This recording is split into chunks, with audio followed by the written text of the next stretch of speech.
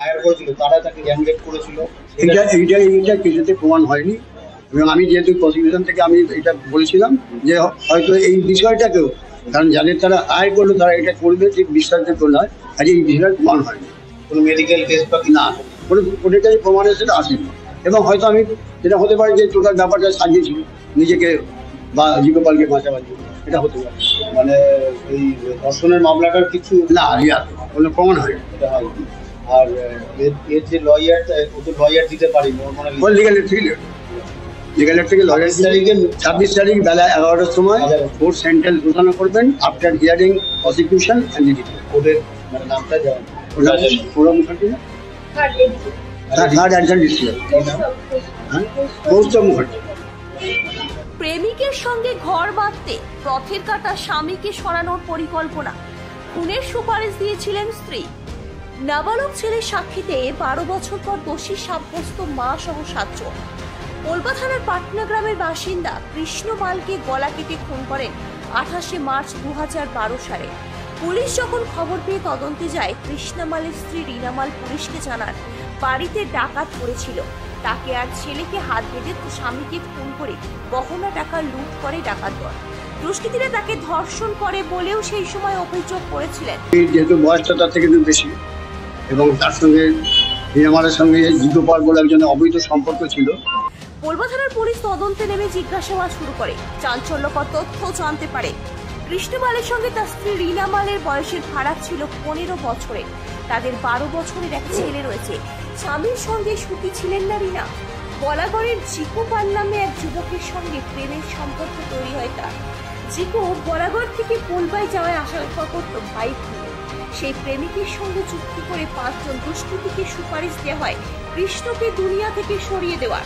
তিনি চেয়েছিলেন যে স্বামীকে যে কোনোভাবে পৃথিবী থেকে সরিয়ে দিয়ে তার সঙ্গে ঘর করবে এবং অনেক সম্পত্তিও আছে।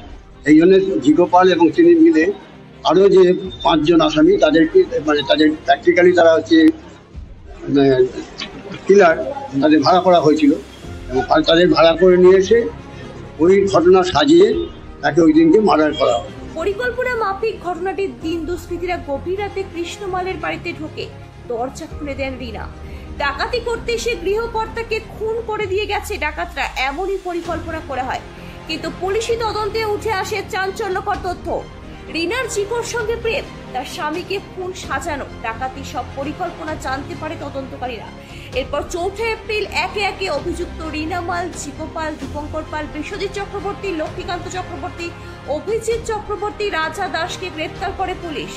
চুচুড়া আদালতে সরকারি আইনজীবী বিদ্যুৎ রায় চৌধুরী বলেন, এই মামলায় 18 জন সাক্ষী দেন, যার মধ্যে উল্লেখযোগ্য ছিল মৃতের নাবালক ছেলের বয়ান।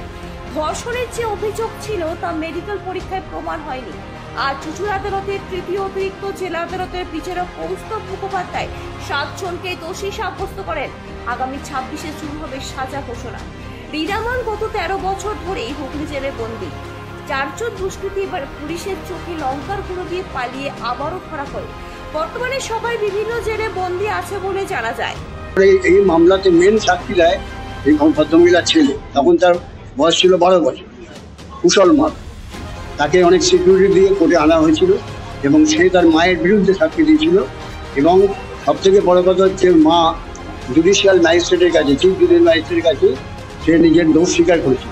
164 স্টেটমেন্ট নিয়েছিল এবং সেই দোষ স্বীকারের পরবর্তীকালে দেখা যায় যে উনি অ্যাডমিশন করেছেন। শুধু তাই নয়, যখন মামলায় যখন জেরা হয় তখন আসামির পক্ষ থেকে এমন কিছু প্রশ্ন করা হয় তাদের অ্যাডমিশন হয়। এই সমস্ত দিক বিচার বিবেচনা করে কোর্ট দীর্ঘ 13 বছরের কাস্টডি ছিল। তার কারণ হচ্ছে মাঝখানে 4 জন আসামি পুলিশের চোখে লঙ্কার গুঁড়ো দিয়ে পালিয়ে গিয়েছিল এই কোর্ট থেকে, এবং সেই জন্য কিছু দিন ডিলে হয়েছে বা আসামিটা অনেক সময়ও নিয়েছে, ডিলে হয়েছে। এই 13 বছর তারা কোনো বেল পায়নি। আজকে এই মোট 18 জন সাক্ষী হতে হয়েছিল, ইনক্লুডিং আয়ো অফিস দাস। আজকে কোর্ট দিন দেখেছিলেন, আজকে সাজা ঘোষণা করেছেন এবং তাতে 302/34/120D এবং 396(2) এই সমস্ত ধারাতে প্রত্যেককে 7 জনকেই দোষী সাব্যস্ত করেছেন। করে তাদের 26 তারিখে সময় দিয়েছেন, বলেছেন যে এই কেসে মৃত্যুদণ্ড পর্যন্ত হতে পারে। এবং আমি যখন আর্গুমেন্ট করার সময় অলরেডি আমি ক্যাপিটাল পানিশমেন্টের জন্য কোর্টের কাছে প্রেয়ার করেছিলাম। সেইটা আগামী 26 তারিখে আমরা বলার স্কোপ আছে, আসামি পক্ষে বলার স্কোপ আছে, সেই অবস্থা রেখেছেন।